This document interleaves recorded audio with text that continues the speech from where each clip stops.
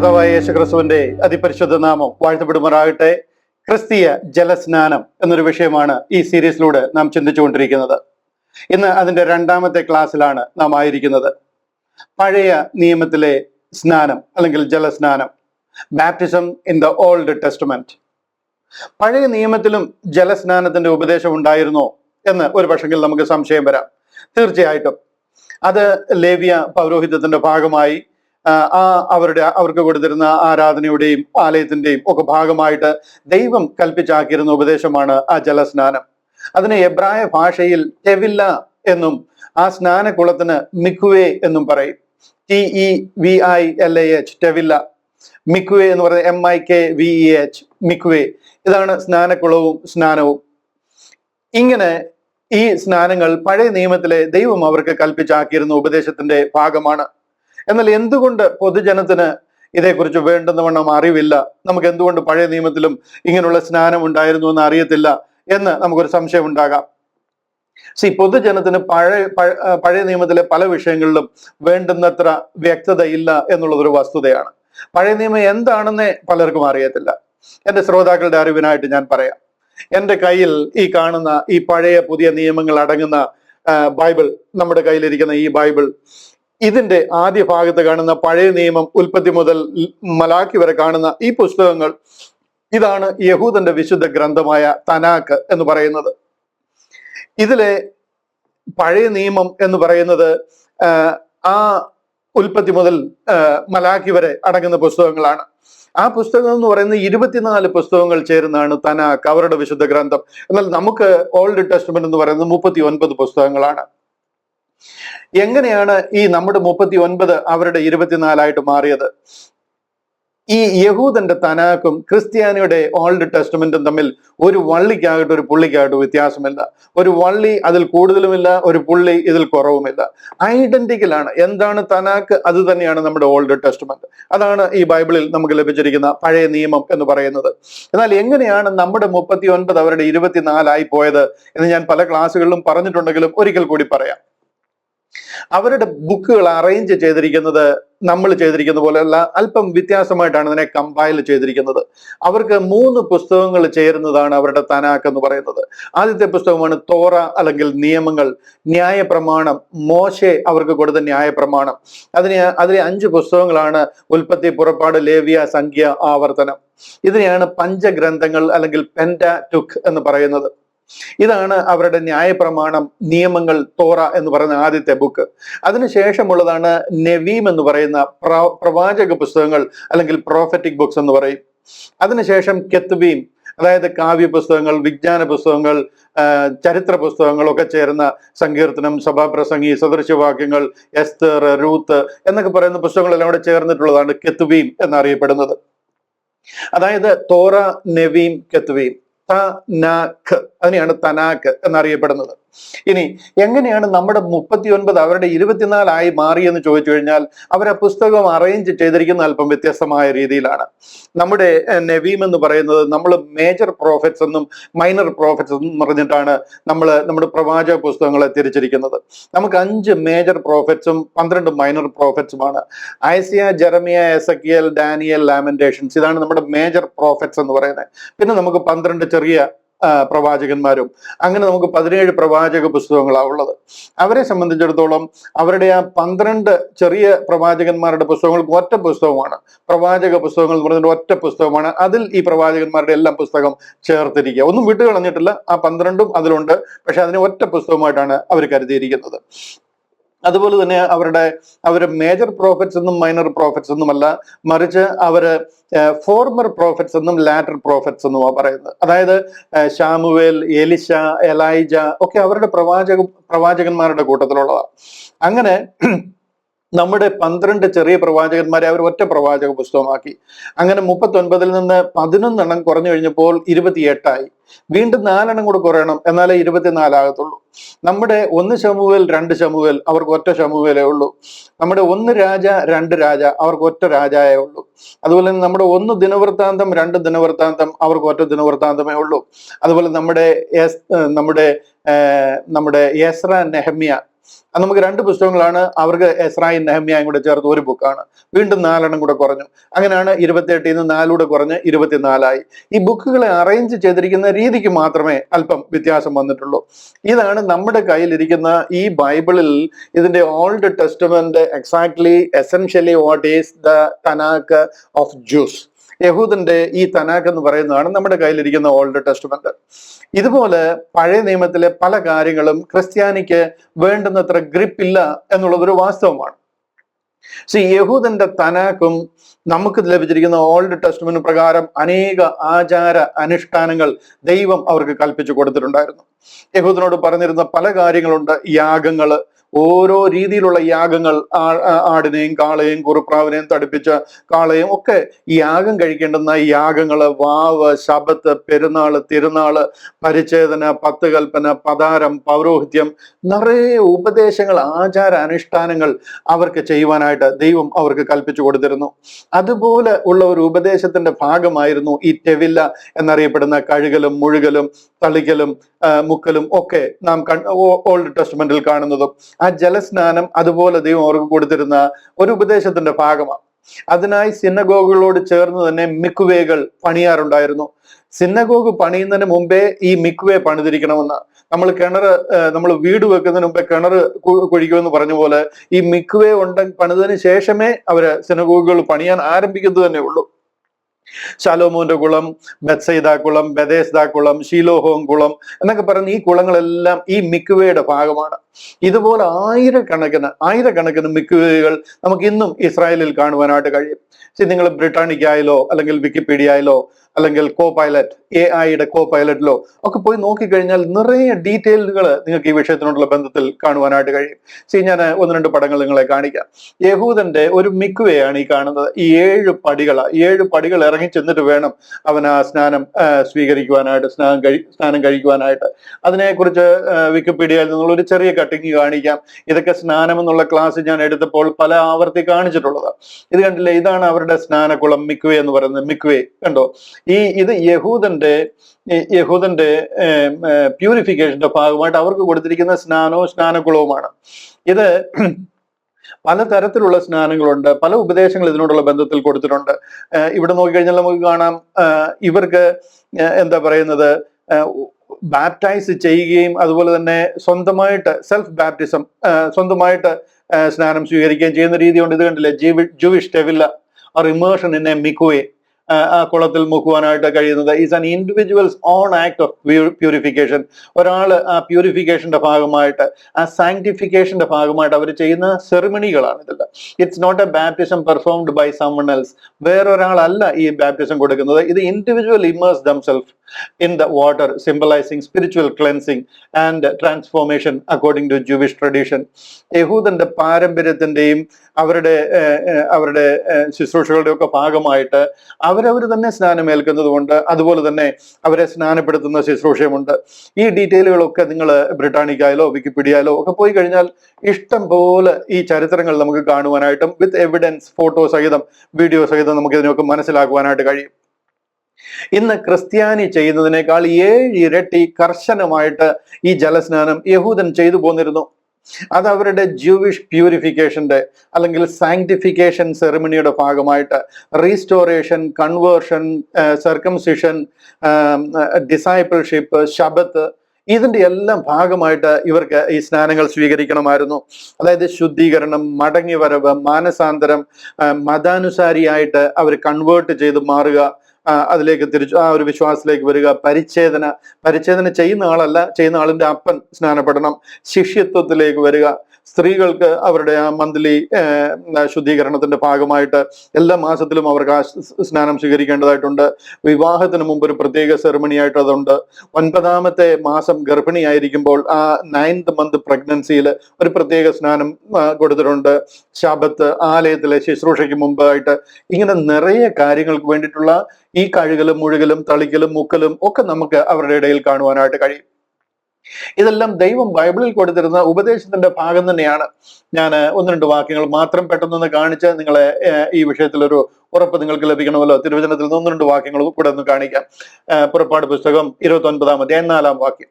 അഹരോനെയും അവന്റെ പുത്രന്മാരെയും സമാഗമന കൂടാരത്തിന്റെ വാതിക്കൽ വരുത്തി വെള്ളം കൊണ്ട് കഴുകണം. കണ്ടില്ലേ, ഇവിടെ കഴുകുന്ന കാര്യത്തെ കുറിച്ച് പറയുന്നുണ്ടോ? സമാഗമന കൂടാരത്തിന്റെ വാതിക്കൽ വരുത്തി വെള്ളം കൊണ്ട് കഴുകണം. ലേവ്യ പുസ്തകം 14-ാം അധ്യായം അതിന്റെ 8-9 വാക്യങ്ങൾ. ലേവ്യ പുസ്തകം 14-ാം അധ്യായം 8-9 വാക്യം.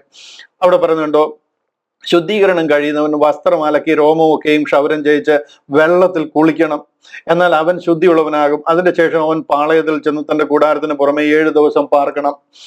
7-ാം ദിവസം അവൻ തലയും താടിയും പുരികവും എല്ലാം വെടിപ്പാക്കണം. ഇങ്ങനെ അവൻ സകല രോമവും ക്ഷൗരം ചെയ്യിച്ച് വസ്ത്രം അലക്കുകയും ദേഹം വെള്ളത്തിൽ കഴുകുകയും വേണം, എന്നാൽ അവൻ ശുദ്ധിയുള്ളവനാകും. ഇത് ശുദ്ധീകരണത്തിന് വേണ്ടി കൊടുത്തിരുന്നതിന്റെ ഭാഗമാണ്. അതുപോലെ തന്നെ സംഖ്യാപുസ്തകം 8-ാം അധ്യായം, സംഖ്യാപുസ്തകം 8-ാം അധ്യായം അതിന്റെ 6-7 വാക്യങ്ങൾ കാണിക്കാം. സംഖ്യ 8 ഇത് കണ്ടില്ലയോ?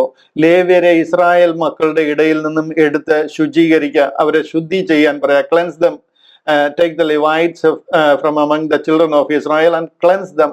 അവരെ ശുദ്ധീകരിക്കാൻ വേണ്ടിയിട്ടാണ് അവിടെ പറയാണ്. അവരെ ശുചീകരിക്കേണ്ടത് ഇങ്ങനെ ചെയ്യണം: പാപപരിഹാര ജലം അവരുടെ മേൽ തളിക്കണം, അവർ സർവാംഗം ക്ഷൗരം ചെയ്ത് വസ്ത്രം അലക്കി ഇങ്ങനെ തങ്ങളെ തന്നെ ശുചീകരിക്കണം. ഇത് കഴുകലും മുഴുകലും തളിക്കലും മുക്കലും എല്ലാം നിങ്ങൾക്ക് കാണാൻ പറ്റും. സങ്കീർത്തന പുസ്തകത്തിൽ ഇന്നുകൂടെ ഒരെണ്ണം കാണിക്കാം. ഇഷ്ടംപോലെ റെഫറൻസുകൾ കാണിക്കാനുണ്ട്. എങ്കിലും അധികം ഞാൻ ഇതിനകത്ത് സമയം വേർതിരിക്കുന്നില്ല. നിങ്ങൾക്ക് ഇത് മനസ്സിലാകുന്നു എന്ന് ഞാൻ വിശ്വസിക്കുന്നു. സങ്കീർത്തനം 51:7 അവിടെ പറയുകയാണ്: ഞാൻ നിർമ്മലനാകേണ്ടതിന് ഈ സോപ്പ് കൊണ്ട് എന്നെ ശുദ്ധീകരിക്കണമേ, ഞാൻ ഹിമത്തേക്കാൾ വെളുക്കേണ്ടതിന് എന്നെ കഴുകണമേ. ഈ കഴുകലിന്റെ കാര്യമാണ് ഞാൻ നിങ്ങളോട് ഈ പറയുന്നത്. ഇത് മുക്കലും മുഴുകലും തളിക്കലും ഒക്കെ ആയിട്ട് പഴയ നിയമത്തിൽ ഉടനീളം കണ്ടുവരുന്നതും അവരുടെ ദൈവം ആചാരമായിട്ട് കൊടുത്തിരുന്ന ഒരു കൽപ്പനയാണ്. ഇതിനെ ഒരു ബാപ്റ്റിസമായിട്ട് എന്തുകൊണ്ടാണ് ഓൾഡ് ടെസ്റ്റ്മെന്റിൽ എഴുതിയിരിക്കുന്നത്, അല്ലെന്നുണ്ടെങ്കിൽ അങ്ങനെ പറയാഞ്ഞതെന്ന് ചോദിച്ചു കഴിഞ്ഞാൽ, ഓൾഡ് ടെസ്റ്റ്മെന്റ് എഴുതിയിരിക്കുന്നത് ഈ എബ്രായ ഭാഷയിലാണ്, അറമായിക് ഭാഷയിലാണ്. ഈ എബ്രായ അറമായിക് ഭാഷയിൽ എഴുതിയത് കാരണം അവിടെ ഇങ്ങനെ ബാപ്റ്റിസം എന്ന് പറയുന്ന ഒരു വാക്കേ ഇല്ല. അതിന് പകരം ടെവില്ല എന്നൊരു വാക്കാണ് അവർ ഉപയോഗിച്ചിരിക്കുന്നത്. മിക്വയും ടെവില്ലയുമാണ് അതിൽ ഉപയോഗിച്ചിരിക്കുന്നത്. എന്നാൽ പുതിയ നിയമം എഴുതിയിരിക്കുന്നത് ഗ്രീക്ക് ഭാഷയിലാണ്. ഗ്രീക്ക് ഭാഷയിൽ ഇങ്ങനെ ഒന്നിനെ മറ്റൊന്നിനോട് അനുരൂപമാക്കുന്നതിന് പറഞ്ഞിരുന്ന വാക്കാണ് ബാപ്റ്റിസോ എന്ന് പറയുന്ന ഒരു വാക്ക്. ബാപ്റ്റിസോ, ഈ ബാപ്റ്റിസോ എന്ന വാക്കാണ് ഇംഗ്ലീഷിൽ അതിനെ ബാപ്റ്റിസമായിട്ട് മാറിയത്. ഈ ബാപ്റ്റിസം എന്ന് പറയുന്ന ഒരു വാക്ക് ഇംഗ്ലീഷിൽ വേറെ ഒരിടത്തും ഉപയോഗിക്കാറില്ല. ഈ ഒരു കാര്യത്തിന് വേണ്ടി മാത്രമാണ് ഇംഗ്ലീഷിൽ ആ ഒരു വാക്ക് അങ്ങനെ ഉണ്ടായത് തന്നെ. ഈ ബാപ്റ്റിസോ ആണ് ഇവിടുത്തെ ബാപ്റ്റിസമായി മാറിയത്. ഹിന്ദിയിൽ നമ്മൾ അതിനെ ബാപ്റ്റിസ്മ എന്ന് പറയും, മലയാളത്തിൽ സ്നാനം എന്ന് പറയും. ഈ ബാപ്റ്റിസം എന്ന ഗ്രീക്ക് വാക്കിന്റെ അർത്ഥം എന്താണെന്ന് ചോദിച്ചു കഴിഞ്ഞാൽ, വെള്ളത്തിൽ മുക്കുക എന്നുള്ളതല്ല, ടു ബി ഐഡന്റിഫൈഡ് വിത്ത് എന്ന, അതായത് ഒന്നിനെ മറ്റൊന്നിനോട് അനുരൂപരാക്കുക എന്നുള്ളതാണ് ഈ ബാപ്റ്റിസോയുടെ അർത്ഥം. ശരിക്കും അവർ ഈ വാക്ക് ഉപയോഗിച്ചിരുന്നത് ഒന്നിനെ വേറൊന്നിനോട് അനുരൂപരാക്കുക, ഒന്നിനെ മറ്റൊന്നിനെ പോലെ ആക്കി തീർക്കുക. ഉദാഹരണത്തിന് ഒരു ബീക്കറിൽ ഒരു ബക്കറ്റിൽ വെള്ളം എടുത്തിട്ട് ആ വെള്ളത്തിലേക്ക് ഒരു ചുമന്ന ഡൈ അല്ലെങ്കിൽ ഒരു ചായം ഒഴിക്കുക, ഒരു കളർ ഒഴിക്കുക. അതിനുശേഷം ഒരു നല്ല വെളുത്ത തുണി ആ ബക്കറ്റിലെ വെള്ളത്തിൽ മുക്കിയിട്ട് എടുത്തു കഴിഞ്ഞാൽ ആ വെള്ള തുണി ചുമന്ന തുണിയായിട്ട് മാറും. അത് ഒന്നിനെ മറ്റൊന്നിനോട് അനുരൂപമാക്കുക, ഡൈ മുക്കുന്നത് പോലെ. ഇതിനെയാണ് ആക്ച്വലി ബാപ്റ്റിസോ എന്ന വാക്കുകൊണ്ട് അവർ ഉദ്ദേശിച്ചിരുന്നതും അതിന്റെ അർത്ഥവും അതാണ് ബൈബിളിൽ അതുകൊണ്ട് ഉദ്ദേശിക്കുന്നതും. വെള്ളത്തിലുള്ള സ്നാനത്തിന്റെ അർത്ഥം എന്താണ്? ഈ വാട്ടർ ബാപ്റ്റിസത്തിന്റെ പർപ്പസ് അല്ലെങ്കിൽ അതിന്റെ അർത്ഥം എന്ന് ചോദിച്ചു കഴിഞ്ഞാൽ, വെള്ളത്തിന്റെ ക്ലെൻസിങ് പ്രോപ്പർട്ടി പോലെ തന്നെ നമ്മൾ ശുദ്ധിയുള്ളവരായി തീരുക, ക്ലീൻ ആയി തീരുക, മടങ്ങി വന്ന് മാനസാന്തരപ്പെട്ട ദൈവഭാഗത്തേക്ക് വന്നു കഴിയുമ്പോൾ നമ്മളെ ആ വെള്ളത്തിലേക്ക് മുക്കി കഴിയുമ്പോഴത്തേന് നമ്മൾ ആ വെള്ളം പോലെ ശുദ്ധിയുള്ളവരായി തീർന്നു, ക്ലീൻ ആയി, ക്ലെൻസ്ഡ് ആയി എന്നുള്ളത് കാണിക്കുവാൻ വേണ്ടിയിട്ടാണ് ആ വെള്ളത്തിൽ മുക്കി നമ്മളെ സ്നാനം കഴിപ്പിക്കുന്നതിന്റെ പർപ്പസ് അതാ. എല്ലാ സ്നാനത്തിന്റെയും പർപ്പസ് അതാ. ക്രിസ്തീയ മാർഗത്തിൽ തന്നെയല്ല, ഈവൻ ബ്രാഹ്മൺസ് ഒക്കെ എടുക്കുന്ന സ്നാനവും അതിന്റെയും പർപ്പസ് ഇത് തന്നെയാണ്. എന്താണ് തീയിലെ സ്നാനം എന്ന് നമുക്ക് ചോദിക്കാം. തീയിലെ സ്നാനം എന്താന്ന് ചോദിച്ചു കഴിഞ്ഞാൽ, തീയോട് വെന്ത് വെണ്ണീറായി അതിനോട് അനുരൂപമാകുന്നതിനെ കുറിച്ചാണ് പറയുന്നത്. അല്ലെന്നുണ്ടെന്നുണ്ടെങ്കിൽ ചുട്ട് ചാമ്പലായി പോകുന്നതിനെ കുറിച്ച്. മഹോപദ്രവ കാലം നിങ്ങളുടെ മുന്നിൽ വരാൻ പോവുക. എല്ലാത്തിന്റെ ചുവട്ടിൽ കോടാലി വെച്ചിട്ടുണ്ട്. നല്ല ഫലം കായ്ച്ചിട്ടില്ലെങ്കിൽ വെട്ടി തീയിലിട്ട് ചുട്ട് കളയുമെന്ന് പറയുന്ന ഒരു ഭാഗമാണ് ഈ സ്നാനത്തെ കുറിച്ചും തീയിലുള്ള സ്നാനത്തെ കുറിച്ച് പറയുന്നത്. ചത്ത് വെന്ത് വെണ്ണീറായി ആ തീയോട് അനുരൂപരാകുന്നതിനെ കുറിച്ച്, ആ തീയെ കുറിച്ചുള്ള കുറിച്ചുള്ള സ്നാനമോട് പ്രതിപാദിച്ചിരിക്കുന്നത്. എന്താണ് പരിശുദ്ധാത്മ സ്നാനം? പരിശുദ്ധാത്മാവിന്റെ ആ ശക്തി നമ്മിലേക്ക് പകരപ്പെടുക. അപ്പൊ പരിശുദ്ധാത്മാവിനോട് നമ്മൾ ആ ഒരു ശക്തി നമ്മുടെ മേലേക്ക് പകരുകയും അതിനോട് അനുരൂപരായി തീരുകയും ചെയ്യുക. അതായത് അത്ഭുതങ്ങൾ, അടയാളങ്ങൾ, വീര്യപ്രവർത്തികൾ ഒക്കെ ചെയ്യാൻ പരിശുദ്ധാത്മാവ് നിങ്ങളുടെ മേൽ വരുമ്പോൾ നിങ്ങൾ ശക്തി ലഭിച്ചിട്ട് ആ ഒരു പവർ നമ്മിലേക്ക് വരിക. ഒരു മനുഷ്യൻ മരിച്ചു കിടക്കുന്ന മനുഷ്യന്റെ മേൽ കൈവച്ചാൽ അവൻ എഴുന്നേറ്റ് നിൽക്കും. അവനോട് രോഗിയോട് സൗഖ്യമാകാൻ പറഞ്ഞാൽ ഏത് രോഗമായാലും സൗഖ്യമാവും, ചുരുട്ടി വീട്ടിൽ പോവും. ഈ മലയോട് ഇവിടുന്ന് കടലിൽ പോയി വീഴാൻ പറഞ്ഞാൽ അത് പോവും. അതുപോലുള്ള അമാനുഷികമായ ശക്തിയാണ് അവരുടെ മേൽ പകർന്നിരുന്നത്. അതാണ് പരിശുദ്ധാത്മാവിനോടുള്ള സ്നാനം, അല്ലെങ്കിൽ പരിശുദ്ധാത്മാവിനോട് കൂടെ അവർക്ക് ലഭിച്ചിരുന്ന ആ ഒരു ശക്തി, പരിശുദ്ധാത്മാവിന്റെ അഭിഷേകം എന്ന് പറയുന്നത്. യേശു ക്രിസ്തുവിനോട് ചേരുക എന്ന് പറഞ്ഞു കഴിഞ്ഞാൽ എന്താ?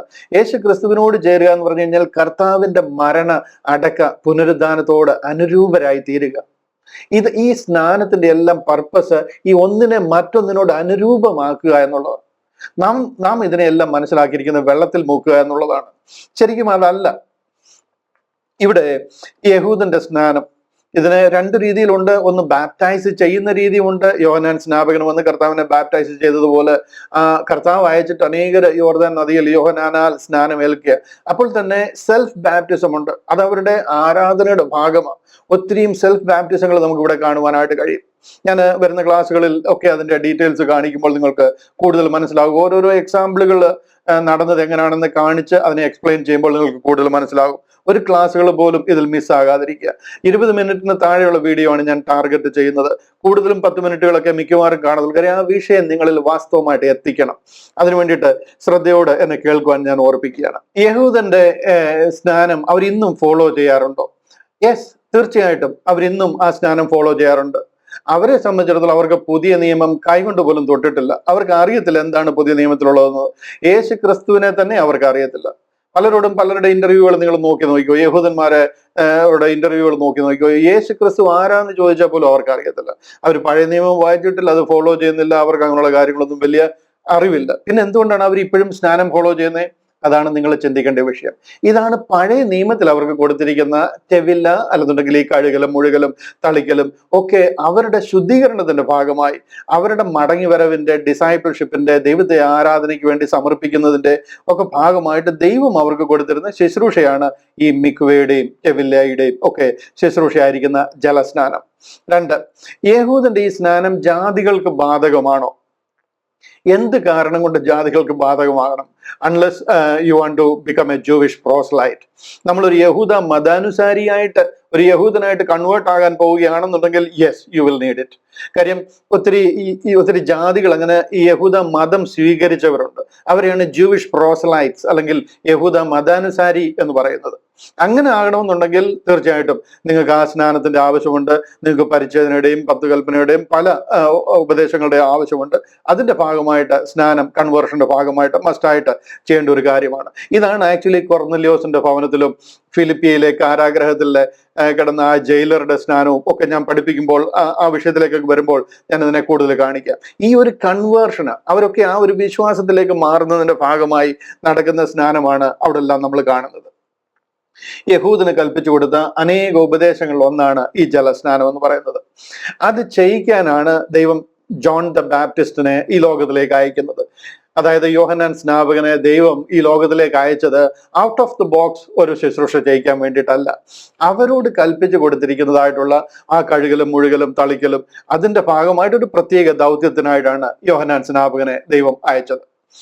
ചുരുക്കത്തിൽ ഓൾഡ് ടെസ്റ്റ്മെന്റിൽ ജലസ്നാനം ഉണ്ടോ? തീർച്ചയായിട്ടും ഉണ്ട്. അത് അവരുടെ പ്യൂരിഫിക്കേഷന്റെയും സാങ്ക്ടിഫിക്കേഷന്റെയും ഒക്കെ സെറിമണിയുടെ ഭാഗമായിട്ട്, സെറിമോണിയൽ ക്ലെൻസിങ്ങിന്റെ ഭാഗമായിട്ട് കൊടുത്തിരുന്ന ഉപദേശമാണ്. അത് പിതാവായ ദൈവം കൽപ്പിച്ചാക്കിയ ഉപദേശമാണ്. അതിനായി ആരാധനാലയത്തിനോട് ചേർന്ന് മിക്കുവേകൾ, സ്നാനക്കുളങ്ങൾ പണിതിരുന്നു എന്നുള്ളത് വാസ്തവമാണ്. അവിടെ ബാപ്റ്റൈസ് ചെയ്യുകയോ സെൽഫ് ബാപ്റ്റിസം എടുക്കുകയോ ചെയ്യാനുള്ള ഓപ്ഷൻ അവർക്കുണ്ടായിരുന്നു. അത് യഹൂദന് കൊടുത്തിരുന്ന അനേക ഉപദേശങ്ങളിൽ ഒരു ഉപദേശമായിരുന്നു ഈ കഴുകലിന്റെയും മുഴുകലിന്റെയും തളിക്കലിന്റെയും ഒക്കെ സ്നാനം. എബ്രായ ലേഖനം 6-ാം അധ്യായം അതിന്റെ 1-2 വാക്യങ്ങൾ നോക്കിക്കഴിഞ്ഞാൽ നിങ്ങൾക്ക് അവിടെ ഒരു വാക്യം കാണുവാനായിട്ട് കഴിയും. ഞാൻ പെട്ടെന്ന് നിങ്ങളെ ഒന്ന് കാണിക്കട്ടെ.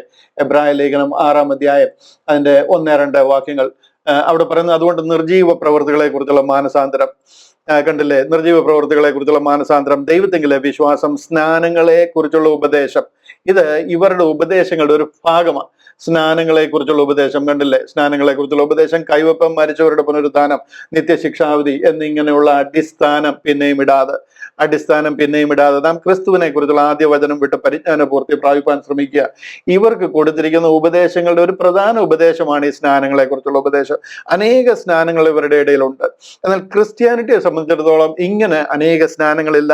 V have only one baptism, one Lord, one faith, one baptism.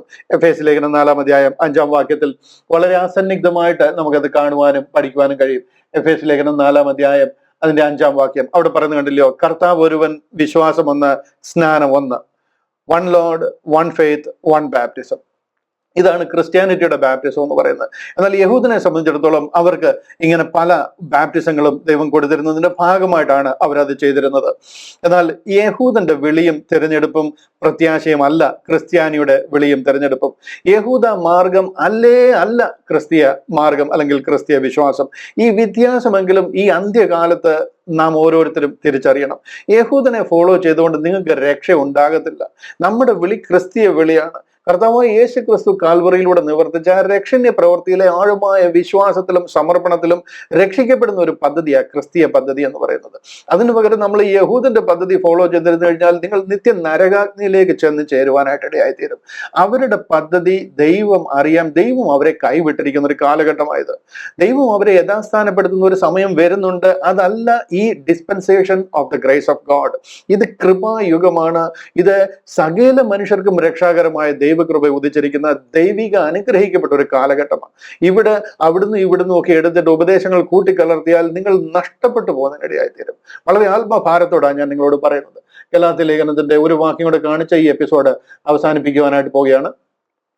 Galatia ലേഖനം 1-ാം അധ്യായം അതിന്റെ 6 മുതലുള്ള ചില വാക്യങ്ങളൊന്ന് വായിച്ച് കേൾപ്പിച്ചോട്ടെ. ഇവിടെ പറയുകയാണ്, ഗലാത്യ ലേഖനം 1-ാം അധ്യായം അതിന്റെ 6 മുതലുള്ള വാക്യങ്ങൾ, ക്രിസ്തുവിന്റെ കൃപയാൽ നിങ്ങളെ വിളിച്ചവനെ വിട്ട് നിങ്ങൾ ഇത്ര വേഗത്തിൽ വേറൊരു സുവിശേഷത്തിലേക്ക് മറിയുന്നത് കണ്ട് ഞാൻ ആശ്ചര്യപ്പെടുന്നു. ഈ തെറ്റ് യഹൂദന്റെ ഉപദേശത്തിലേക്ക് മറിഞ്ഞത് കൊണ്ട് പൗലോസ് എഴുതിയിരിക്കുക. പൗൽ പ്രസംഗിച്ച ഉപദേശത്തിൽ നിന്നും കർത്താവായ യേശു ക്രിസ്തുവിനെ ക്രൂശിക്കപ്പെട്ടവനായി നിങ്ങളുടെ കണ്ണിന് മുമ്പിൽ വരച്ചു കിട്ടിയിരിക്കെ നിങ്ങളെ ക്ഷുദ്രം ചെയ്ത് മയക്ക ആരെന്ന് ചോദിച്ചിട്ട് അവരോട് പറയുക, ഈ ക്രിസ്തുവിന്റെ കൃപയിൽ നിങ്ങളെ വിളിച്ചവനെ വിട്ട് നിങ്ങൾ ഇത്ര വേഗത്തിൽ വേറൊരു സുവിശേഷം, അത് ന്യായപ്രമാണത്തിന്റെ ഉപദേശമാണ്, ആ സുവിശേഷത്തിലേക്ക് മറിയുന്നത് കണ്ട് ഞാൻ ആശ്ചര്യപ്പെടുന്നു എന്ന് പറഞ്ഞിട്ട് തുടർമാനമായിട്ട് പറയുക, അത് വേറൊരു സുവിശേഷം എന്നല്ല, ചിലർ നിങ്ങളെ കലക്കി ക്രിസ്തുവിന്റെ സുവിശേഷം മറിച്ചു കളയുവാൻ ഇച്ഛിക്കുന്നു. യേശു ക്രിസ്തുവിന്റെ ക്രൂശിലൂടെ തുറന്ന രക്ഷാ പദ്ധതി എന്താണെന്ന് നിങ്ങൾ അറിയാതിരിക്കാൻ നിങ്ങളെ വേറൊരു സുവിശേഷത്തിൽ നിങ്ങളെ മറിച്ചു കളയുകയാണ്, നിങ്ങളെ തെറ്റിച്ചു കളയുകയാണ്. ഇതേ സംഭവമായി ക്രിസ്ത്യാനിറ്റിയെ വിഴുങ്ങിയിരിക്കുന്നത്. ഇതാണ് ഇന്ന് ക്രിസ്ത്യാനിറ്റിക്ക് പറ്റിയിരിക്കുന്ന ഏറ്റവും വലിയ അപജയം. അതിന്റെ തലയ്ക്കൽ നിൽക്കുന്ന ഉപദേശമായി ഈ സ്നാനത്തിന്റെ ഉപദേശം, ഈ ജലസ്നാനത്തിന്റെ ഉപദേശം. എന്നാൽ ഞങ്ങൾ നിങ്ങളോട് അറിയിച്ചതിന് വിപരീതമായി ഞങ്ങളാകട്ടെ, സ്വർഗത്തിൽ നിന്ന് ഒരു ദൂതനാകട്ടെ നിങ്ങളോട് സുവിശേഷം അറിയിച്ചാൽ അവൻ ശപിക്കപ്പെട്ടവന്. കാര്യം അതുപോലെ വലിയൊരു ഉപദേശമാണ് ദൈവം എനിക്ക് തന്നിരിക്കുന്നത്. സ്വർഗത്തിൽ നിന്ന് ദൂതന്മാർ വന്ന് സുവിശേഷം പറയുന്ന ഒരു കാലഘട്ടമായിരുന്നു അത്. കർത്താവ് ലോകത്തിൽ ജനിച്ചതുവരെ ദൂതന്മാരാ അറിയിച്ചത്. അങ്ങനെ ഗബ്രിയേൽ വന്നിട്ട് ദാനിയേലിനോട് ഉപദേശം പറയുന്നതും ദൂതന്മാർ വന്ന് പത്രോസിനോട് ജയിലിൽ നിന്ന് ഇറക്കിക്കൊണ്ടു പോകുന്നതും ഒക്കെ നമുക്ക് കാണാവുന്ന ഒരു കാലഘട്ടമാണ്. അവർക്ക് വേണമെങ്കിൽ പറയാം, ഇത് ഞങ്ങൾ ദൂതന്മാർ അറിയിച്ചു, അതുകൊണ്ടാണ് ഞങ്ങൾ ഇങ്ങനെ ചെയ്യുന്നതെന്ന്. ഇനി ലോകത്തിലുള്ള മനുഷ്യൻ പോയിട്ട് സ്വർഗത്തിൽ നിന്ന് ഒരു ദൂതൻ വന്ന് പറഞ്ഞാൽ പോലും അവൻ ശപിക്കപ്പെട്ടവനാണെന്ന് പറഞ്ഞിരിക്കുന്ന സുവിശേഷമായത്. ഞങ്ങൾ മുൻ പറഞ്ഞതുപോലെ ഇപ്പോഴും പിന്നെയും പറയുന്നു, നിങ്ങൾ കൈക്കൊണ്ട സുവിശേഷത്തിന് വിപരീതമായി ആരെങ്കിലും നിങ്ങളോട് സുവിശേഷം അറിയിച്ചാൽ അവൻ ശപിക്കപ്പെട്ടവൻ. എന്തുകൊണ്ട് അപ്പോൾ ഇത്ര കഠിനമായിട്ട് ഇതിനെയൊക്കെ പറയുന്നതെന്നറിയാമോ? കർത്താവിന്റെ ക്രൂശ് വ്യർത്ഥമായി പോകാതിരിക്കേണ്ടതാണ്. ഒറ്റ വാക്യം കൂടെ കാണിച്ചോട്ടെ. 2-ാമത്തെ അധ്യായം, ഗലാത്യ ലേഖനം 2-ാം അധ്യായം 21-ാം വാക്യം, അവിടെ പറയുക, ഞാൻ ദൈവത്തിന്റെ കൃപ വൃഥാവാക്കുന്നില്ല. ന്യായപ്രമാണത്താൽ നീതി വരുന്നു എങ്കിൽ ക്രിസ്തു മരിച്ചത് വെറുതെ ആയി പോയല്ലോ. I do not frustrate the grace of God, for if righteousness come by the law, then Christ is dead in vain. കർത്താവിന്റെ മരണത്തിന് ഒരു വിലയുമില്ലാതായി പോയി. പിന്നെ നിങ്ങൾ ഈ വെള്ളത്തിൽ കൂടെയും ജലസ്നാനത്തിൽ കൂടെയൊക്കെ രക്ഷിക്കപ്പെടും എന്നുള്ള ഉപദേശം പഠിപ്പിച്ച് യഹൂദിയ മാർഗം ക്രിസ്തീയ മാർഗത്തിൽ കടത്തി കഴിഞ്ഞാൽ ക്രൂശിനെ വ്യർത്ഥമാക്കുക. കർത്താവ് ക്രൂശിൽ യാഗമായതിന് ഒരർത്ഥമില്ലാതെ പോവുക. നിങ്ങൾ ക്രൂശിന്റെ ശത്രുക്കളായിട്ട് മാറുക. നിങ്ങൾ ഇന്ന് ജലസ്നാനം ഈ ക്രിസ്തീയ മാർഗത്തിൽ നിന്ന് എടുത്തു മാറ്റിയാൽ ഒറ്റ ദിവസം കൊണ്ട് 10,000 ജനങ്ങൾ സത്യം അറിയുകയും രക്ഷിക്കപ്പെടുകയും ചെയ്യും. 1000 വർഷങ്ങൾ നിങ്ങൾ ഈ ജലസ്നാനം ചെയ്താലും പ്രസംഗിച്ചാലും ഒറ്റ ആത്മാവിനെ രക്ഷിക്കാൻ കഴിയത്തില്ല. ഈ സത്യം തിരിച്ചറിയുവാൻ ദൈവം നിങ്ങളെ സഹായിക്കട്ടെ. പഴയ നിയമത്തിൽ ഈ ഉപദേശം കൊടുത്തിരുന്നു എന്നുള്ളത് ശരിയാ. കൊടുത്തിരുന്ന ആൾക്കാർ വേറെയാ, അവരുടെ വിളി വേറെയാ, അവരുടെ തെരഞ്ഞെടുപ്പ് വേറെയാണ്, അവരുടെ പ്രത്യാശ വേറെയാ. അതല്ല ക്രിസ്തീയ മാർഗം, അതല്ല കൃപായുഗത്തിലെ വിളിയും തെരഞ്ഞെടുപ്പും. ദൈവം ഈ കാര്യങ്ങളെ മനസ്സിലാക്കുവാൻ സഹായിക്കട്ടെ. ദൈവം നിങ്ങളുടെ ഹൃദയ നിലങ്ങളെ അതിനായിട്ട് ഒരുക്കുമാറാകട്ടെ. വരുന്ന ദിവസങ്ങളിലെ ക്ലാസ്സുകൾ കൂടുതൽ അനുഗ്രഹമായി തീരുവാൻ, ഈ വിഷയത്തെ പരിപൂർണമായിട്ട് പഠിക്കുവാൻ കർത്താവ് കൃപ തരട്ടെ എന്ന് പ്രാർത്ഥിക്കുന്നു, അനുഗ്രഹിക്കുന്നു. Maranatha, grace B with you.